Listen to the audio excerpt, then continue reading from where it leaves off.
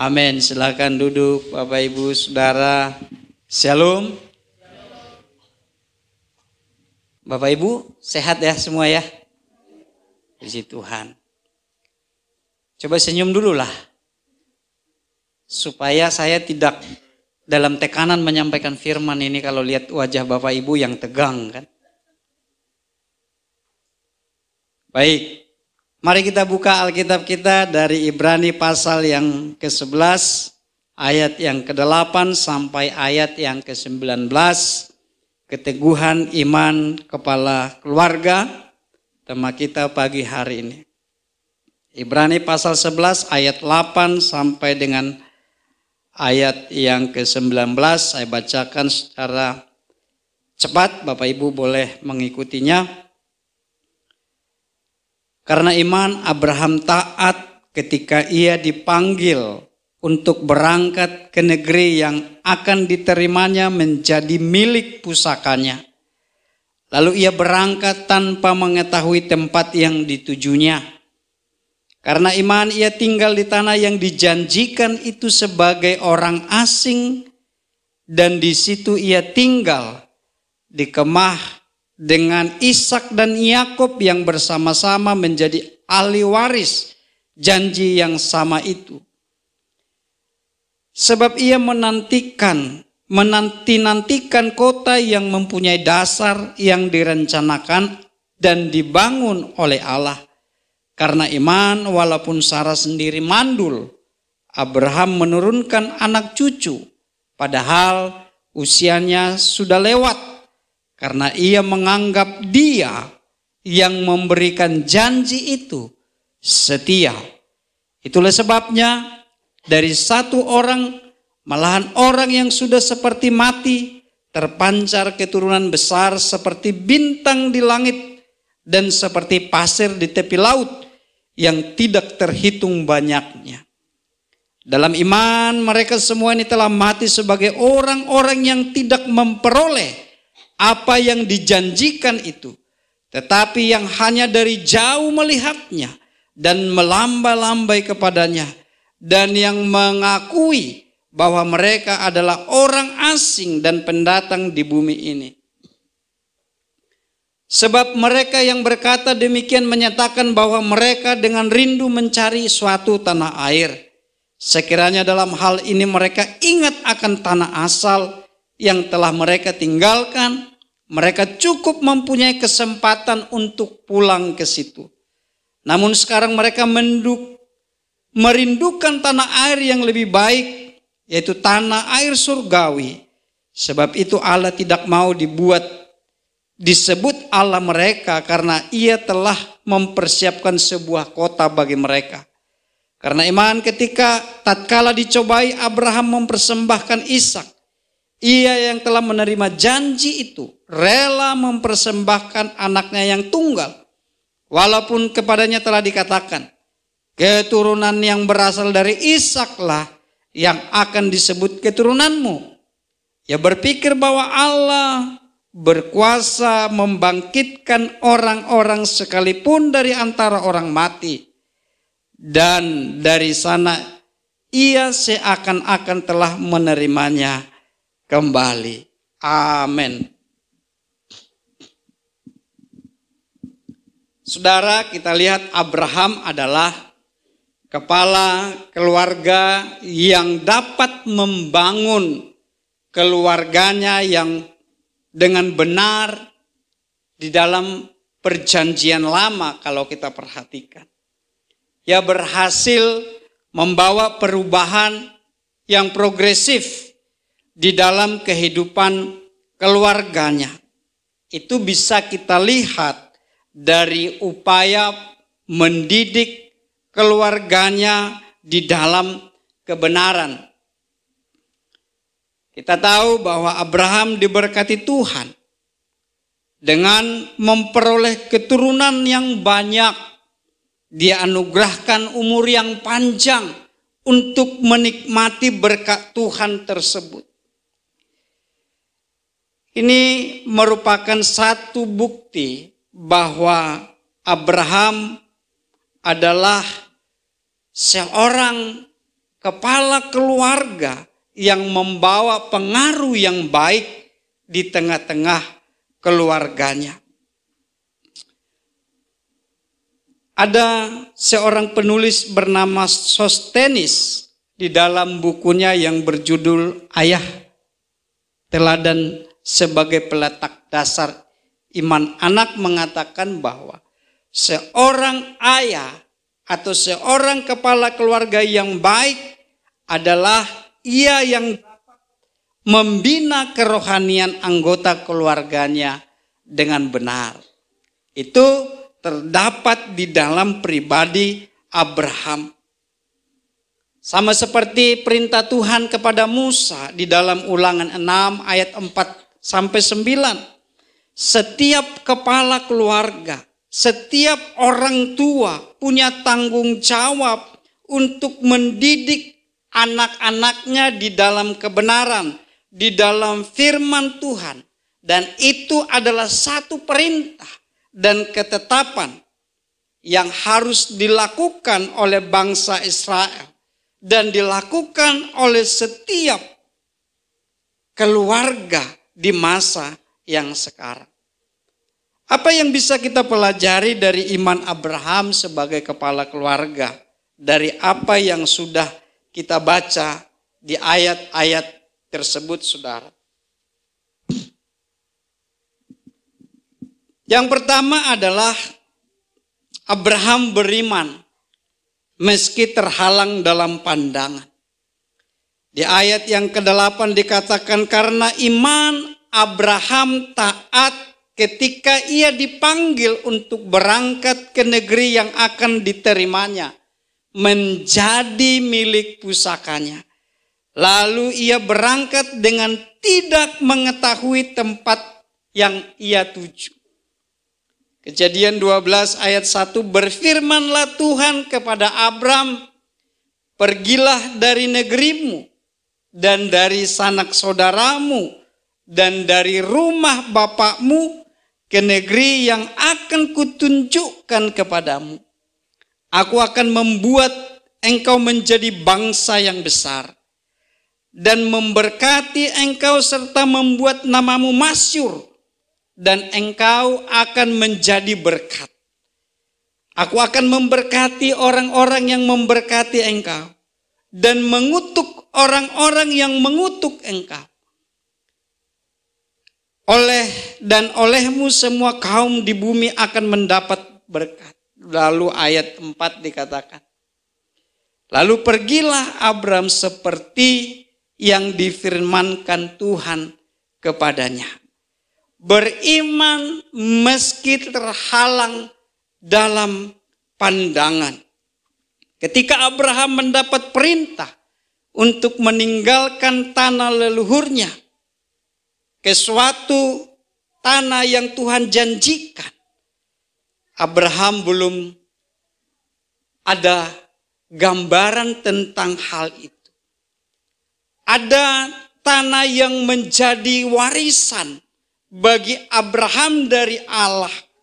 Dan Abraham disuruh Tuhan meninggalkan suatu daerah di mana Abraham pada waktu itu hidup dalam kelimpahan di sana.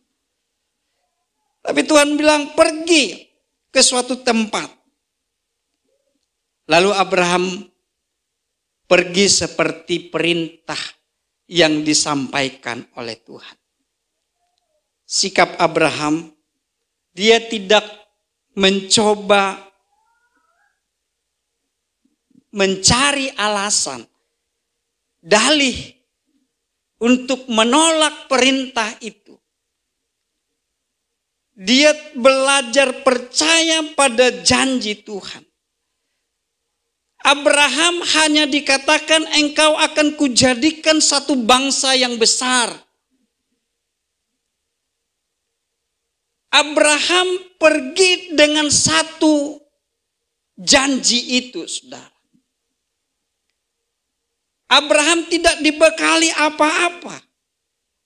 Cuman Tuhan berkata bahwa ada satu tempat yang akan kuberikan kepadamu, kepada keturunanmu.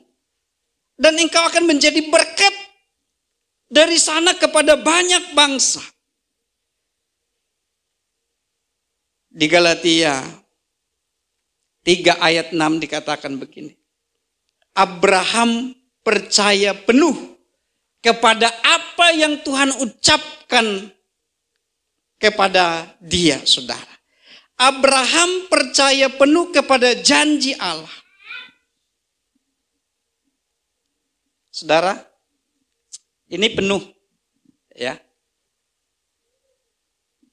Air ini memenuhi gelas, sehingga tidak ada lagi ruang yang bisa kita isi sesuatu ke dalamnya. Abraham percaya penuh sehingga tidak ada tempat keraguan di dalam pikiran dan hatinya terhadap janji yang diucapkan Tuhan. Selain dia berangkat sesuai dengan perintah dan janji itu, saudara.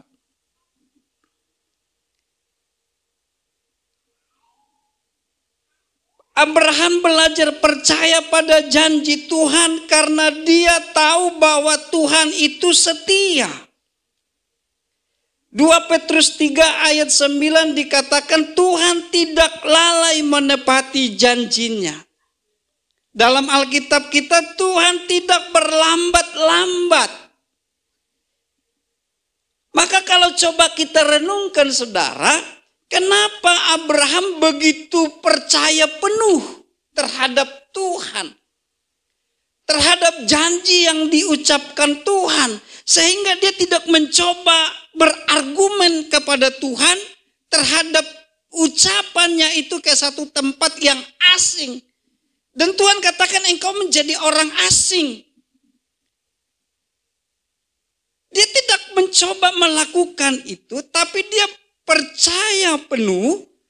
Lalu sampailah pada satu pemikiran, kenapa dia begitu penuh rasa percayanya kepada Tuhan. Karena dia sangat mengenal Tuhan yang dia sembah. Dia tahu memposisikan Tuhan di dalam kehidupannya. Abraham meskipun tidak tahu persis bagaimana janji-janji itu akan terwujud, namun dia tetap mempercayai Allah sepenuhnya. Abraham memiliki keyakinan bahwa Allah akan memenuhi janji-janjinya. Bahkan jika itu tampak mustahil. Bapak, Ibu, Saudara terkasih di dalam Tuhan. Hal ini mengingatkan kita bahwa Allah adalah Allah yang setia. Dan janjinya itu selalu akan Tuhan penuhi sesuai dengan waktu dan takaran Tuhan, saudara. Ketika kita hidup dengan ketaatan kepada Tuhan, ketika kita hidup dengan iman yang kuat, maka sebagaimana Abraham percaya dan telah melihat pemeliharaan Tuhan,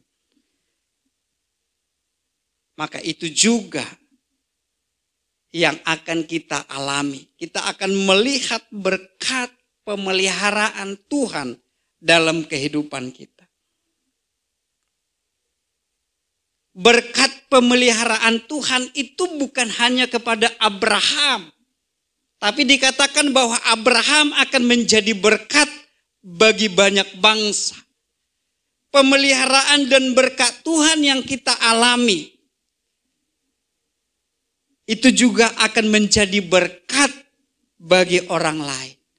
Itu sebabnya bagaimana supaya rasa percaya kita penuh, full kepada Tuhan. Kenali Tuhan dengan benar. melalui perenungan firman, melalui persekutuanmu dengan Tuhan. Yang kita pelajari dari Abraham yang pertama adalah dia beriman meskipun terhalang pada pandangan. Meskipun belum terlihat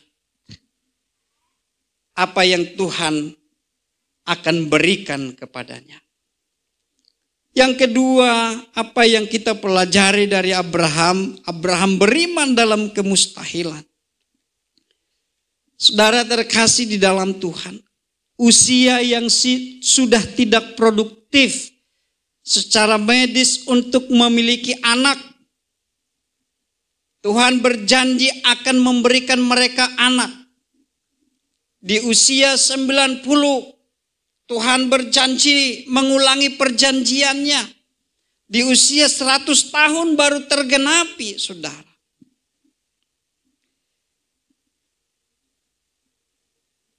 Pada usia itu Tuhan memberikan anak. Itu yang disebut dengan satu kemustahilan dalam perspektif dunia. Jika Abraham tidak memiliki dasar iman yang kuat, maka logikanya akan menguasai imannya. Namun Abraham menempatkan imannya di atas logika. Logika itu akan berbicara sebagaimana dalam Kejadian 18 ayat 10. Karena itu Sarah tertawa dalam hati dan berpikir, aku sudah lanjut usia. Suamiku sudah sangat tua. Bagaimana mungkin aku bisa mengalami berkat semacam itu? Itu bermain di ranah ini, saudara. Coba menyelaraskan pikirannya dengan kenyataan realita yang ada, bahwa secara fisik, secara medis, secara usia, tidak mungkin lagi apa yang Tuhan ucapkan itu terjadi di dalam kehidupan kami. Itu logika. Itu berpikiran alamiah, saudara. Tapi kalau iman itu di dalam Roma 14 ayat 18 dikatakan, sebab sekalipun tidak ada dasar untuk berharap, namun Abraham berharap juga dan percaya bahwa ia akan menjadi bapa banyak bangsa, menurut yang telah difirmankan. Demikianlah panjangnya nanti keturunanmu. Bahkan ketika Abraham, Tuhan minta untuk mempersembahkan anak yang sudah ditunggu begitu lama. Abraham mengatakan bahwa Allah berkuasa membangkitkan orang-orang sekalipun dari antara orang mati. Dan dari sana ia seakan-akan telah menerimanya kembali. Dia tetap lakukan. Logika ini adalah ciptaan Tuhan, saudara. Akan tetapi, jika logika kita tidak dibungkus oleh kebenaran firman Tuhan, maka itu akan melahirkan satu tindakan yang negatif, yang salah menurut ukuran firman Tuhan. Harusnya logika berpikir kita yang benar itu adalah, itu harus menuntun orang kepada jalan kebenaran. Karena dia adalah ciptaan Tuhan. Firman-Mu itu pelita bagi kakiku dan terang bagi jalanku, kata pemazmur dalam Mazmur 119 ayat 105. Jadi saudara, kita menggunakan logika kita untuk berpikir, untuk mendengar kebenaran firman Tuhan, kita masukkan, memprosesnya di dalam kehidupan kita. Maka dari dalamnya akan lahir satu tuntunan yang benar untuk melakukan kebenaran itu sendiri.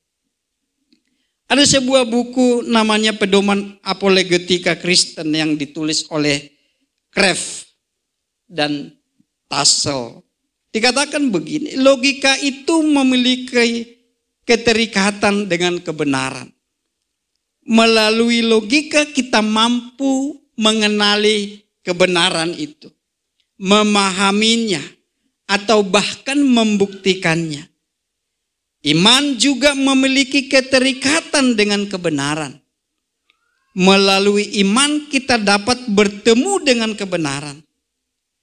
Iman juga logika sama-sama berperan sebagai jalan menuju kebenaran. Dua hal yang tidak bisa dipisahkan. Tapi kita harus bisa memposisikannya. Kalau logika di atas iman, maka seringkali kita akan mengingkari apa yang menjadi firman Tuhan. Tapi kalau iman di atas logika,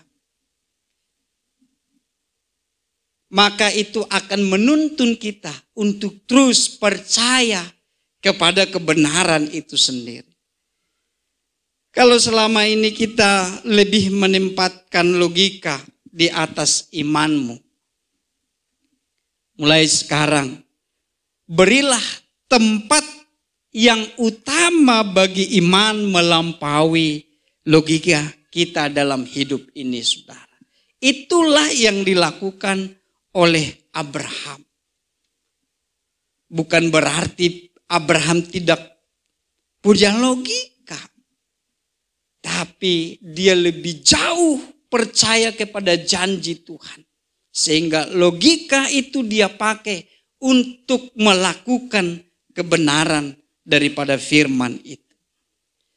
Kalau kita menempatkan logika di atas kalau kita menempatkan iman lebih utama daripada logika itu, maka kita akan bisa menikmati pekerjaan-pekerjaan besar yang Allah pasti akan lakukan dalam kehidupan kita, saudara.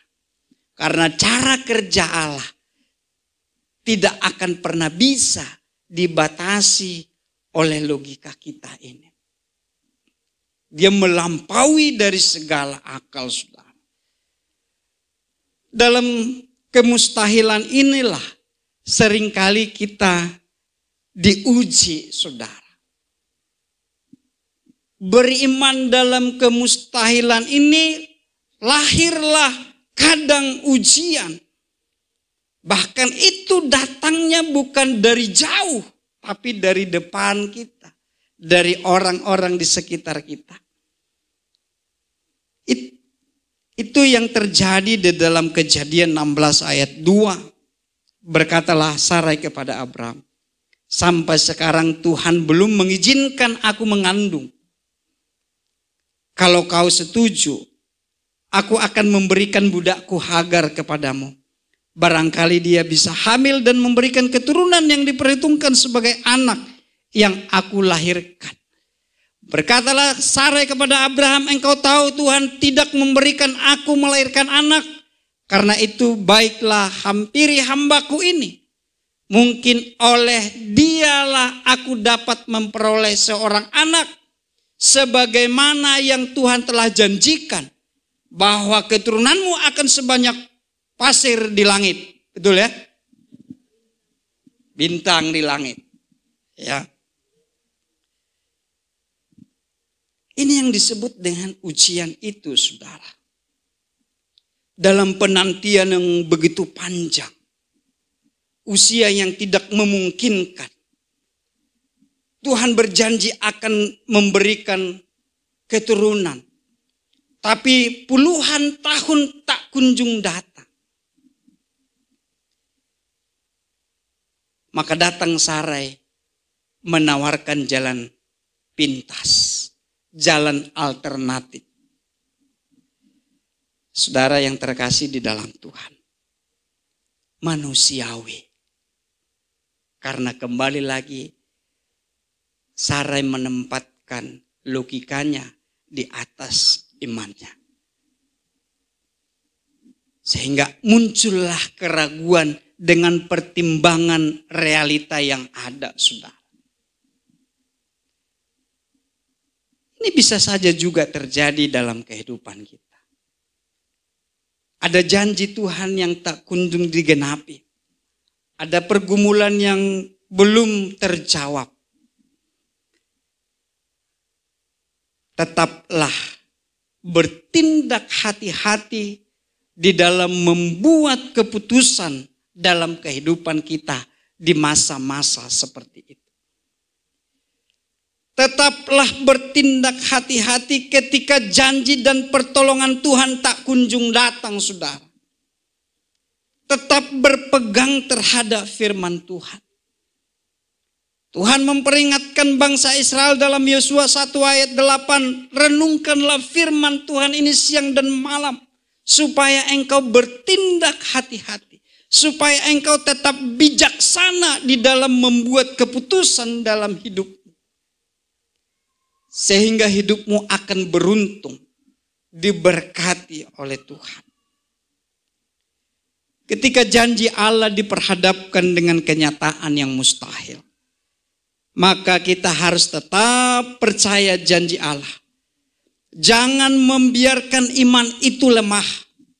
Iman itu harus terus dibangkitkan. Iman itu tidak boleh lemah, harus diberi nutrisi, diberi makanan rohani, sudah, supaya dia tidak goyah. Memperkuat iman hanya dapat dilakukan dengan cara kita tetap melekat kepada Tuhan, merenungkan firman Tuhan. Jangan sampai kita bosan melakukan hal itu. Roma 10 ayat 17 itu bahwa iman datangnya dari firman Tuhan itu sendiri. Jemaat yang terkasih di dalam Tuhan. Yang ketiga, beriman dan melihat ke depan. Dalam iman mereka semua telah mati sebagai orang-orang yang tidak memperoleh apa yang dijanjikan Tuhan. Tapi melihatnya dari jauh. Tuhan menjanjikan satu tempat menjadi milik mereka. Tapi Abraham tidak menikmati sebagaimana keturunannya menikmati itu. Artinya kita tidak pernah tahu kapan janji Tuhan akan digenapi. Entah besok, lusa, bulan depan, tahun depan, atau 10 tahun lagi. Dan bagaimana jika di akhir hidup kita, kita juga belum memperoleh janji Tuhan. Dan hanya bisa menyaksikannya, kegenapannya dari surga setelah kita tiada, saudara. Saya mau katakan apapun yang terjadi, jangan lepaskan keyakinan kita.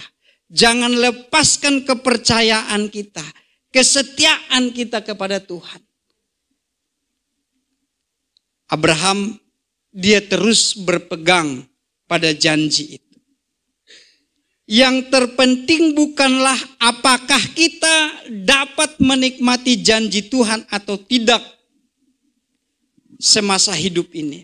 Melainkan iman kita untuk percaya kepada janji itu. Jangan pernah pudar, saudara. Lagu tadi, keindahan Tuhan mengaburkan dunia. Dunia akan mengaburkan pandangan kita ke depan dengan memberikan jalan keluar yang instan jika kita tidak tetap berpegang pada kebenaran itu.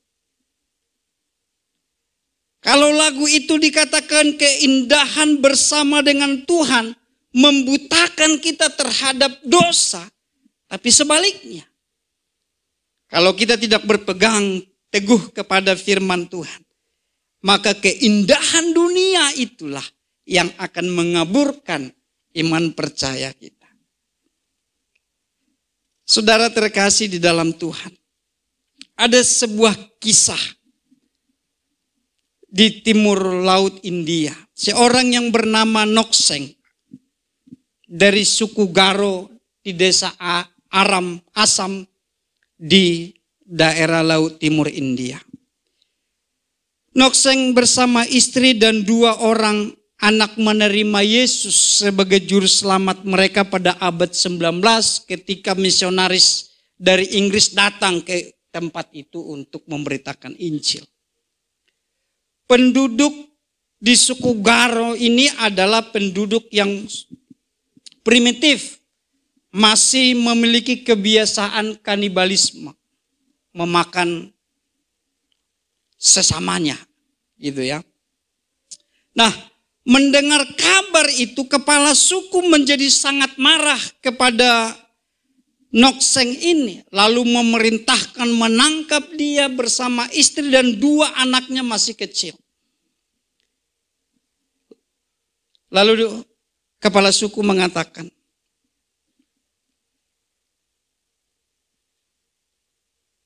dia katakan begini bahwa tinggalkan imanmu. Kalau tidak, aku akan membunuh istrimu, anak-anakmu dan engkau. Nokseng berkata, aku berkeputusan mengikut Yesus dan tidak akan menoleh ke belakang. Kepala suku memerintahkan penduduk memenggal kepala istrinya. Sang istri pun terkapar mati di depan Nokseng dan kedua anaknya. Tidak ada pertolongan Tuhan. Tombak kini diarahkan untuk membunuh kedua anaknya. Kepala suku kemudian membujuk Nokseng dengan berkata, jika kamu tidak mau meninggalkan imanmu, bukan hanya saja istrimu, tapi kedua anakmu, dan bersama engkau akan mati. Lalu Nokseng tidak menyerah dan berpaling kepada Kristus. Dengan tegas dia berkata, salib di depan, dunia di belakang. Mendengar kalimat itu sang kepala suku menjadi murka. Lalu dengan marah memerintahkan anak buahnya untuk menghujankan tombak kepada kedua anaknya. Dan anaknya mati tak berdaya. Tidak sampai di situ sang kepala suku kembali berkata kepada dia dengan sangat marah. Dia berteriak, aku memberikan satu kesempatan kepadamu. Sekarang tinggalkan imanmu, maka kamu akan hidup. Tetapi dengan mantap Nokseng berkata, tetap ku ikut Tuhan walau sendiri. Aku tidak akan menoleh ke belakang. Pada akhirnya kepala suku kemudian membunuh Nokseng, istri, anak, dan dia pun mati. Apa yang dia peroleh dari Tuhan?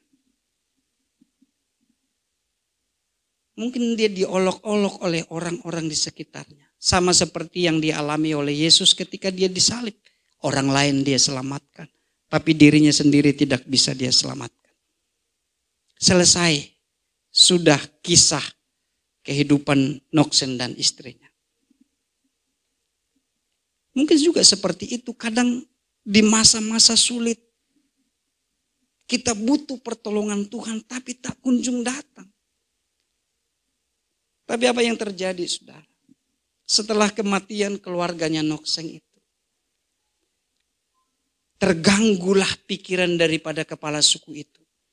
Kenapa sampai teguhnya iman pendirian orang ini sampai rela mati? Bukan hanya dia, istrinya, anak-anaknya. Pasti ada kekuatan lain sehingga dia bisa mempertahankan. kekuatan supranatural seperti apapun tidak bisa punya prinsip hidup seperti ini. Di dalam rasa penasaran kepala suku itu. Lalu dia gali, dia coba baca Alkitab milik daripada Nongsen. Dan pada akhirnya dia berjumpa dengan Yesus di dalam pembacaan Injil itu, saudara. Dan dia memerintahkan untuk semua satu suku itu untuk percaya kepada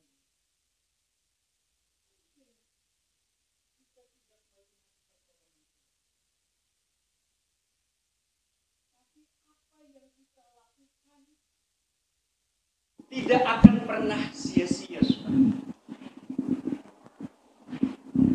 Usaha, pekerjaan, pelayanan yang kita lakukan itu, sekalipun tidak dihargai orang, tidak dipuji orang, jangan pernah engkau undur daripada Tuhan.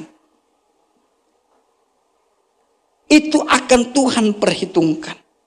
Tidak akan pernah berlalu, berakhir dengan sia-sia. Mungkin orang mengatakan bahwa Nongsen dan keluarganya sudah selesai masanya. Oh, ternyata karya Tuhan terus bekerja. Itulah iman kita, saudara. Abraham tidak menikmati janji Tuhan dalam kehidupannya, tetapi keturunannya akan menikmati. Berkat Tuhan tidak berbicara sekarang. Kita punya kehidupan yang panjang. Kita punya keturunan, kita punya keluarga. Jangan berpikir kita lakukan kesetiaan kita kepada Tuhan, kita hanya bisa nikmati di masa kita.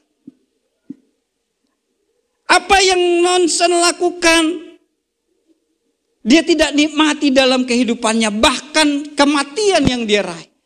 Tapi pekerjaan Tuhan dari apa yang sudah dia mulai terus bekerja. Maka dia dikenang pada tahun 65. Setiap kata-katanya jadi dibuat menjadi lagu, saudara. Menjadi himne di India. Dikenang orang karena kesetiaan, keteguhan imannya kepada Tuhan. Sekalipun belum ada jalan keluar. Sekalipun belum ada jawaban terhadap setiap pergumulan kita.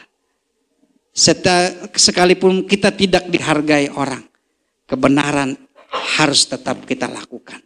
Pelayanan kita harus tetap jalankan, saudara. Karena yang kita layani adalah Tuhan. Kebenaran yang kita lakukan adalah perintah Tuhan. Tuhanlah yang akan memperhitungkannya dalam kehidupan kita. Tuhan Yesus memberkati. Terima kasih buat anugerah-Mu. Diberkatilah setiap kami di dalam menantikan janji Tuhan. Di dalam proses kehidupan. Supaya Roh Kudus meneguhkan kami. Menuntun kami. Untuk terus menempatkan iman lebih utama dari logika kami. Sehingga kami boleh dituntun di dalam kebenaran firman-Mu. Terpujilah nama Tuhan. Dalam Yesus Kristus kami berdoa dan mengucap syukur. Haleluya. Amin.